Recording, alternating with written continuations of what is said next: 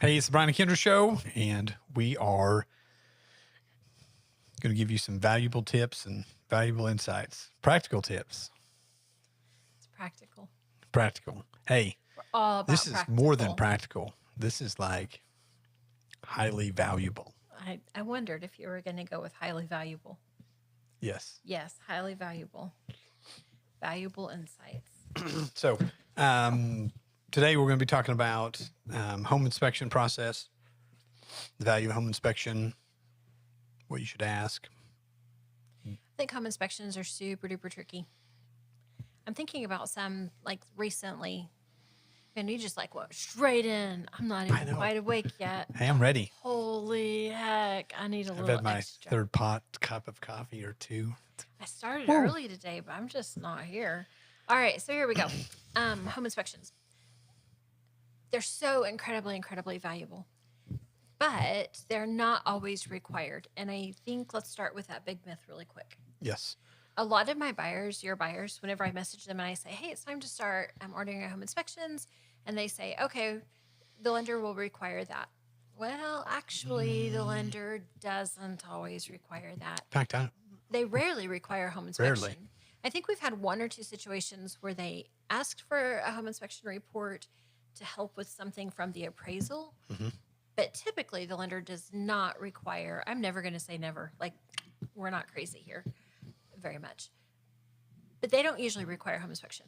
Right. Some of the loan types might require a termite inspection. Yes. And so that's kind of a different thing. That's kind of a specific. Mm-hmm. They're looking for one thing, but a home inspection is just a very broad. They have a lot of things that they're looking at. So first and foremost, myth busters. Yeah. They are not required usually. A home inspection is not usually required, but we strongly, strongly, strongly recommend. And we say that knowing full well that we are like complete hypocrites. Complete. Am I right? I mean, maybe a little bit. So a couple of houses ago, even, I called an inspector and I said, hey, I want you to come inspect this house that I'm going to buy. And he said, what are you really worried about? I said, the roof and this wall. And so he looked at those two things for me specifically and said, you're good, move on. I did, however, insist on a termite inspection because it is not if, it is when. Right. Like you will find termites eventually in Northwest Oklahoma. It's going to happen. So I just wanted to be ahead of the game and be paying attention. Okay, so home inspections, not necessarily required, strongly, strongly, strongly recommended. And we have tons of horror stories. So I think the next myth is that home inspections aren't going to catch everything. Nope. Like they want to, they try to, but it's impossible. Yeah, they can't see behind your couch and they can't see under the concrete floor. I mean, one of them can. He's got a scope, but Yeah. there can always be something lurking in the walls that you just can't predict. So that human error. So I do want to bounce back to the appraisal. Okay. Because the appraiser does do a safe, secure, and sanitary inspection with FHA and USDA, which is not a home inspection. It's not. Like they have some very specific guidelines that they look at. And so it's a difference in their checklist. Yeah. So what the home inspector says, okay, this is my checklist and I've got to look at these 125 things. And the appraiser might have 125 things also, but it's not necessarily the same things. And they're not really digging in to see that it's broken or doesn't break. They're kind of looking to see that it's there. Like, do they actually check the GFCI outlets or do they just look to see if they're there? They just look to see if they're there. So I think that that's kind of the important thing to consider is that the appraiser's job is different. Mm-hmm. And so you don't want to rely on that as an inspection. That's about value and making sure that it hits the requirements for specific loan types. Right. Home inspection is, again, general. Across the board, these are things that we look at every single time to see if the house is in a normal working order. Normal working order. And like I tell my buyers, hey, when you get your home inspection, they're also giving you a list. You're not buying a brand new home. Well, sometimes you are. But if you're not buying a brand new home, then you're getting a list of potential maintenance things you need to be watching out for and preparing for. So your heating air's 12 years old. It's got a 15-year life. Hey, be prepared that in the next short-lived life, it may be needing a new one. Okay, so I have another myth. Okay. everything on the home inspection that is not up to code has to come up to code. Yeah. That is a myth for sure. It is. And I know, like, I didn't even print like myths or truths or whatever. But I just, as soon as we started, I thought, oh my gosh, there's so much misinformation or preconceived ideas that are unfortunately false. And I thought, well, let's just go ahead and hit those. So I hate to be like all negative Nelly with myth. Yep. I feel like Dwight Schrute. False. Okay. Anyway, so I did not mean to yell, Nathan. I apologize for your ears this time. But anyway, it could have been worse. It could have been singing. Okay, so where did we? I don't even know what my myth was. Inspections. Oh, sorry, with the whole code, up to code. Yep. Okay, so let's talk about that really quick. Because a lot of times the inspector will show something and it may not be up to code. Right. When does it have to be brought up to code? So so safe, secure, and sanitary inside the inspection is really when they should bring brought to code. So things that we're seeing, all these inspectors are requiring, appraisers are requiring GFCIs 6 feet within water. Now, is that required? Well, there's 1,000 houses in Woodward that don't have that. That's not required. Right. Now, is it a safe thing? Like you should do that? Yes. How about smoke alarms? Are smoke alarms required? They're not required. I think they're recommended. They should be. You should be. So you can buy a home without a smoke detector. You can buy a home without GFCIs. Right. You can buy, all of that. So but if you start I know code-wise in the city limits of Woodward, if you start a project, let's just use for your gas lines. Hey, I want to change my water heater. You hire a plumber. They come out. It's got a copper gas line. Mm-hmm. They will be required to change that to code. So if inside your home inspection, it says, hey, if something's actually broke and you hire a plumber to come in and do it, they will have to bring that specific piece to code. Sure. To replace it. But it's not required if it's working. I was going to say, yes, that's like really the key thing is sometimes what we find are things that this is not an issue today. This will be an issue later. And I think that's the important part to remember. And I bring that part up again because like even when we're showing houses, sometimes you might have a buyer or a buyer's family member that's very knowledgeable about a specific code. And they'll say, well, that's not up to code. That's never going to pass. It might very well pass. It may very well pass because there is no pass or fail. Mm-hmm. It's really, at this point in the game with the inspections, it's really an agreement that the buyer, it's a second negotiation. We've talked about this before when we talked about the contract process. It's a second negotiation between the buyer and the seller and what they're willing to do. So a lot of times the buyer has to just determine, am I willing to accept the way that things look? Right? Right. Okay. All right. So what have you got next? I think I hit the myths I wanted to hit. Yes. Okay. So we talked about why we need a home inspection. I think it's a protection. Absolutely. You're not going to, it's like walking in blindly buying the house. This gives you one more step deeper into the bones of the house. Like it gives you the more specific. It's the idea that when you go to look at the house, a lot of times you're looking at cosmetic. Yes. This looks so pretty. I like the way this is. I can fix that or I can't fix that.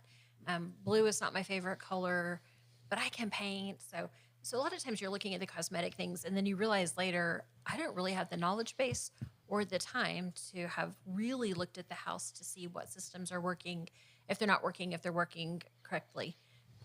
I think a lot of us simply don't even have the knowledge base to do that.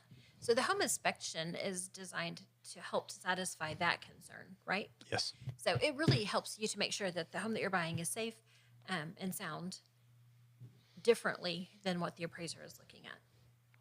Yes. Right? Yep. So, okay. And then the next one, there's one down here. I'm not sure where you're on your list, but insurance premiums. I don't know. This is one thing I have not delved into much, but insurance companies often call us for, hey, what kind of electrical panel is there? How old's the heat and air? How old's the roof? Well, I think if you sent your home inspection to your insurance company, it would probably answer a bunch of those questions and could potentially save you money. Could also potentially cost you money. Could really stress out your insurance agent for some of you. Yeah.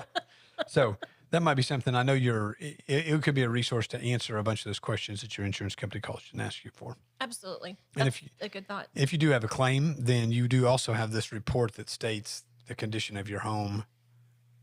If you have a water claim, fire claim, tornado claim, whatever. Right. Okay, so let's talk about the inspection period that we tend to see most often here in Woodward. Again, we're small market real estate. What we know is very much specific to our region. So we use the Oklahoma Real Estate Commission Contract. I've told you it's not happening yet. All right, so we use the OREC contract, and that contract says that there's a specific time in order to do your home inspections and make sure that the house is in the condition that you're happy to move forward in. And it gives most of the time, it gives the buyer the option to be released from the contract, or they can ask for repairs. The seller is not required to do repairs, but when they go through this report, they have the right to ask for it. So let's talk about what the inspector inspects.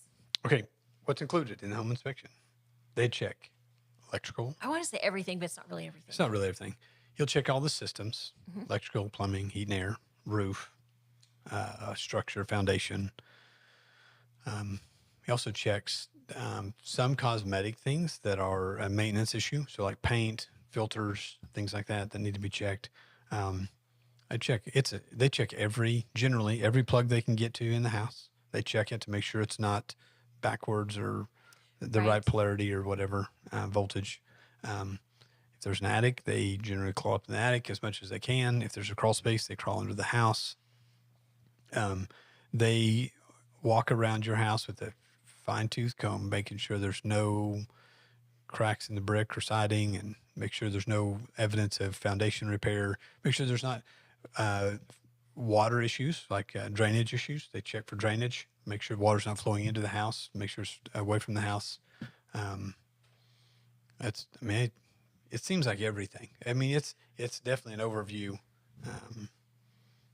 in depth into the house. And they're very methodical in the way that they do this. Like, they have a specific pattern that they take. They can't see everything, especially if the house is occupied. Yeah. So one, they can't see everything because we have walls in place and things like that. But then if we have furniture in place too, it really creates some issue. So our sellers, I think a great seller tip is when you list, make sure that you have access to your furnace, to your water heater, access to the attic. And that way it's easier for the home inspector to get there as well. Appraiser needs to get to a lot of those places too. Right. It's the 5 hours you spend in the kitchen mastering your famous recipe or spending quality time with your family. Other insurance companies may just see it as a house. It's not just a house, it's your home. Hi, I'm State Farm Agent Kevin Kanzler, and I see your home as the time and memories you put into them. I understand what your things really mean to you, and I'm here to help give them the protection they deserve. My office is located on the corner of 13th and Oklahoma in Woodward, or call me at 580-256-2216 for your home insurance today. OnPoint Land Survey can take care of all your residential, commercial, and industrial survey needs. This family-owned and operated business proudly serves Northwest Oklahoma. These lifelong Northwest Oklahoma residents with over 22 years of experience are ready to serve you with the latest equipment and capable trucks to get your job done. Call OnPoint Land Survey today at 580-256-6757 or stop by 1918 Main Street in Woodward, Oklahoma, or visit their website at onpointlandsurveyok.com. Professional, trusted, local. Before the home inspection, what questions should you ask your appraiser? I mean, your inspector. I want to know what they're going to inspect. Yes. So here's the thing. Like, I know that a lot of our buyers think that the home inspector is going to go in. They are going to check out everything. Some of them don't check out the fireplace. They don't do the same thing as like a fireplace, like a chimney sweep would inspect. Like a chimney sweep is going to really look in there and go, yeah, this sucker needs cleaned. So they don't do those kinds of specific things. Some of them will venture to see if the gas logs will light. Mm-hmm. Some of them won't. Most of them don't look at the sprinkler system. Nope. Or pools. Pools. Oh my That's gosh. extra. Yes, so that's a different inspection. Some inspectors. So we've got an inspector right now that can do everything. He can do termite. I shouldn't say everything. He has some limits. But he will do a pool inspection. He'll do a sewer scope. He'll do a termite inspection. The home. What have I missed? I think there was one more thing on there. Sewer, termite. regardless. Regardless, Like he yeah. has like this cool little list. So his home inspection is this price. And then he says, if you want some additional services, I'll give them to you at a discounted rate. So like you can really get a whole lot done for a pretty reasonable price, as opposed to some other inspectors that are specific to the home inspection and don't dive into those different things. Now, I am not knocking on that because I do wonder, I'm sure that there's a school of thought that would say, if I only focus on the home inspection, then I'm very detailed on that, and then I'm not going to miss something because I'm worried about getting to the next inspection. Do you think there's some accuracy in that? Yes. Like, I think you win either way. Yep. Like, I don't think that because this guy can do this, that makes, like, I think either one is a win. We have great home inspectors here. Yes. Now, so in the limited things they can do, can you inspect the sprinkler system if he doesn't? Can I have 2 inspectors? Yes. How many inspectors can we have? As many as we want. That's right. So how do we advise our buyers? This is what we say every time. We tell them, we really strongly advise that you get a home inspection. Based off your home inspection, we may want to call other inspectors. Correct. So obviously, though, if you have a pool and they won't do a pool inspection, then you might call a pool inspector and have them come the same day, him or her. If you, your sprinkler system, same thing. If we can get everybody there at the same day, that's stinking awesome. Yep. And it really helps, especially if the property is occupied. Because we only have about 13 days usually to do all of our inspections, I like to try to get them done straight up at the beginning. That way we have more time to negotiate or re-inspect if we have something that we're concerned about. What we're seeing right now, our last major event in Woodward was 2012 with our tornado. A lot of roofs got replaced between that huge hailstorm earlier in the week and then the tornado. Lots and lots of roofs in Woodward were replaced. Now we're seeing a lot of wear and tear on roofs, and we're having Faulty a hard shingles. time. So it's faulty shingles. It's not particularly the wear and tear from our elements. Right. Okay. But we're having so many issues with that. We're saying we strongly recommend you go ahead and even have a roofer come out the same day that you have your home inspection. That way the roofer can also be inspecting and say, yeah, I see exactly what your home inspector is saying, and I see this, this, and this. Right? Yes. And I think it's a big deal because we do have, well, I mean, we do. We have the roofers come out. Sometimes we have heat and air guys come out. Sometimes the home inspector will say, hey, I see something with the heat and air system. And then so we call in the specialist in that field, double check and give us an idea of what that needs to be remedied. Like, it's kind of like going to the doctor. And, like, you have, like, your routine stuff and your routine blood work, but then something might look a little miss. And they'll say, okay, you probably need to have Your this brain doctor. checked out. Yeah, you need to have your brain checked out. I was going with urologist or whatever, but yeah, brain, neuro, let's go straight there. But for reals, that's kind of, I mean, that's exactly what it is. It's the same situation, right? Yes. Okay, what else have you got? Can I be there for my home inspection? I mean, you can. I don't know why you want to. Yeah. It's a long 2 or 3 hours. So depending on the size of your house, Yep. most of these are taking 2 to 3 hours for like a 2,000 square foot or less house. Yeah. So you get to 3,000, 4,000, 5,000, you might be there for half of a day. Yeah. Like, I don't think I'm exaggerating. No. So here's what we've been recommending. And I love this. Like, I don't know why we have not been doing this forever. We just started this a year ago. Why didn't we do this way back when? We used to do this way back when. I used to sit Have 'em through show up? every No. single stinking home inspection and think, oh my gosh. Now, I did learn a lot. Yeah. Yes. A lot. But for reals. So what we really recommend, though, is that the home inspector comes at a certain time. I try to ask him, hey, what do you think is a good time for the buyer to show up to have a recap? And he'll tell me. And then the buyers come at the end and spend Right. 20 to 30 minutes with the inspector. He can take them back through the house. I saw this, I saw this, I saw this, I saw this. Then you're not wasting your whole morning, Right. but you get a nice refresher and you can ask questions while you're there. I love that. And if you're there, sometimes you're the distraction. Without a doubt. Oh, gosh. If you're asking 15 questions and you keep pulling them to different directions, I can only imagine. I remember a time Jerry Newell was doing a home inspection, and he turned the oven on, and he turned the microwave fan on. And like 15 minutes later, I was walking through there, and I just clicked the fan off, and I'm walking through the house. He goes, did you shut the fan off on the microwave? I'm like, yeah. He's like, I have to turn that on, so remember to shut the oven off.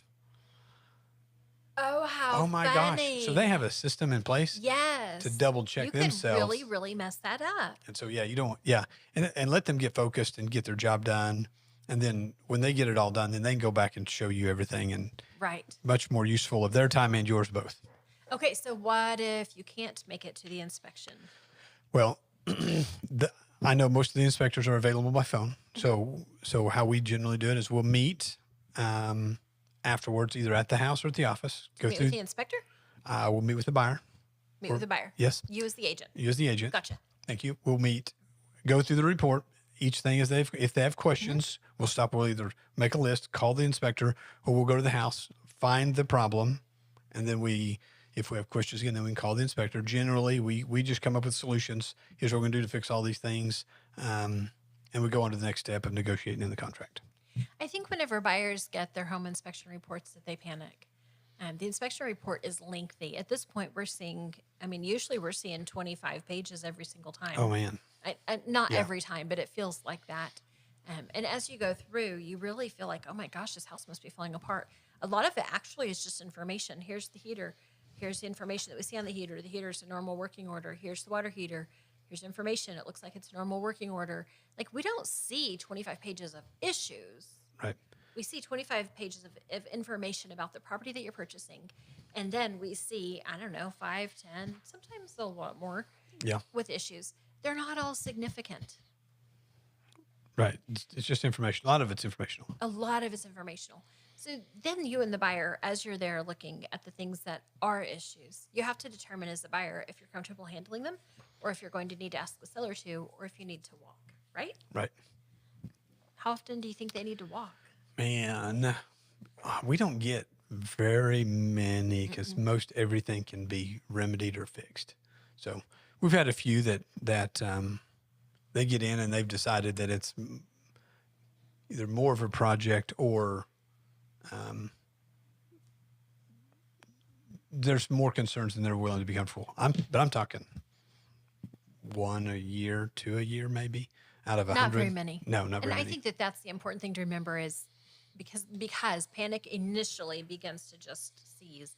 And you have to just kind of step back for a second and take a couple of deep breaths. A lot of what we see, I kind of laugh because sometimes people like really flip out over things. And I'm like, dude, you've lived that way your whole life. Yeah. Yeah. All right. What next do you have? So can I hire the home inspector to fix all the problems? Generally, no. It is against the law. It's against the law. It's against their code. I forget that. So my dad was a home inspector for quite a while. He was also a licensed electrician, heat and air guy.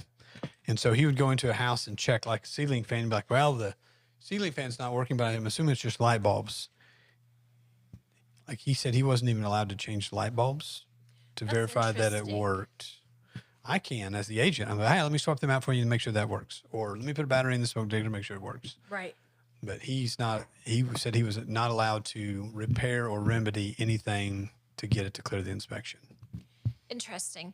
Because sometimes like you see something and you're like, really? Yeah, I can just fix that real quick. Just put the light bulb in. Yeah. That's one of the biggest things that we see. Isn't that crazy? It is. I think that we see light wouldn't turn on, might be faulty bulb or might be an issue. Right. Like I bet we see one on every single I think report. So. Especially the outside lights that are on A little harder to get to. that are on sensors. Yes. So they flip a switch and they don't come on. They don't know how to turn them off and on, or they're daylight dusk scored on timers. So they seem to pop up all the Ceiling time. fans that have the remote. Remote we controls. Can't find the danged remote. Yes. Yeah. Or the remote batteries are dead. How many times has that happened to us? Yes. Okay. Credentials for a home inspection. Are all inspectors certified, and do you have to use a certified inspector? You can use anybody you want. Okay. But we recommend. Okay, so we kind of bring that up because over the years, I've seen some buyers are adamant, I am not paying for a home inspection. I will do my own home inspection. And man, that used to panic me because I know how my brain works. And I know that I would be turning on the microwave and forgetting to turn off the oven or whatever, that thing you said a minute ago. Yeah. Like I would not be catching all the details. So, I mean, there are actually, you can kind of go online and be like things to inspect if you're going to inspect your own home. But it goes back to that I can figure out how to change the oil in my Jeep. but I'm never going to be as good at it as the dude that does it every day, 6 times a day. Right. Right? Right. And they've seen things that are precursors to other things. Yeah. And so they're like, hey, I mean, they know what they're doing. I mean, I walk through thousands of houses a year and I missed things. Right. So I'm pretty good at catching a lot of things. Still not my job. Exactly. Yep. So huge value in that. So an inspector, though, in Oklahoma, they are certified and they are, I mean, they have like Licensed. their own little licensing board and, Yep. right? Yep. Have passed tests and all that. Now, your home inspector does not have to be a licensed electrician, heat and air, plumber, roofer, any of that stuff. They don't have to be any of that. That's why they do they inspect it and then they require a double check. Like they say, you might want to double check and look into this deeper. So. All right. How much does this cost? Prices. They vary. I mean, They every do. inspector gets to price what they Yeah. need to price it at. Yep. I think that we're a little bit less costly here than Yeah. what we would see maybe in a different area. Yeah. But out here, and they're all really pretty reasonable. I think they're very reasonably priced. Yeah. A couple of times I've even been concerned, dude, should you price that a little higher? Yeah. I Oh, God. hate to spend They anybody's spend so money, much time. but the amount of time that they spend at each property. Right. But they're pretty competitive with one another as far as pricing. I don't mean like I'm better than him. I mean, Right. our local inspectors are very priced competitively, and I think that that's really helpful. Yeah. A reinspection, is that a good idea? That's a great idea. In fact, take your inspection report with you and your treatment repair and replacement form, which is the form we use to highlight all the things that we want repaired and fixed. So I think that's a great a reinspection. You definitely want to reinspect, and that's why we kind of do a final walkthrough at the end of the Yes, transaction. please. So we probably do a walkthrough to verify repairs are done, and then we do another one, a day before closing to verify that nothing's crazy's changed, nothing was hidden, nothing just blatantly pops out at you. And we have our normal, quick, easy people that just kind of our list. Now, can you bring your buddy from San Antonio, Texas, up to do your home inspection? And if he's licensed, probably not in the state of Oklahoma, but we had one out in Fargo, Gage, and they hired 2 inspectors to show up at the same time. One of them was from Oklahoma City, and the other was maybe from Amarillo or somewhere in the Texas Panhandle. They were moving in from a different area and Yeah. had a really negative experience with the Yes. local inspector Yep. from their previous property. And so they wanted somebody that they choose So that get some- had zero ties to our community. Right. And so get references. Get some Definitely. references. Get some people to check things out for you. Definitely. So, of course, we want to be your reference. So call us. I'm Brian Cook, 580-334-2303. I am Kindra Brown, 580-216-0090. Yep. Thanks for listening. See you next time.